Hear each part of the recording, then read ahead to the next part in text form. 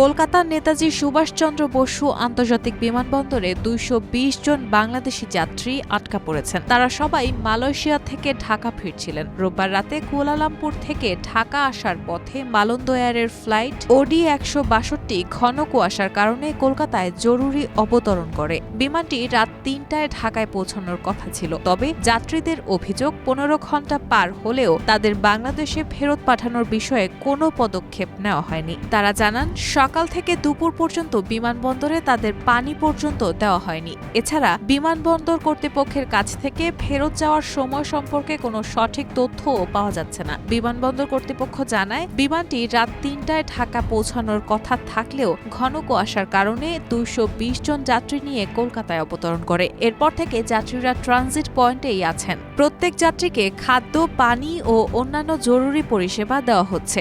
জানা যায়, বিমানবন্দরে কয়েকজন গুরুতর অসুস্থ যাত্রীও রয়েছেন। বিমানে থাকা যাত্রীরা জানিয়েছেন, বিমান সংস্থার সঙ্গে একাধিকবার যোগাযোগ করার চেষ্টা করা হলেও তাদের ভারতীয় আঞ্চলিক অফিস কিংবা কুয়ালালামপুরের সদর দপ্তরেও তারা যোগাযোগ স্থাপন করতে পারেননি।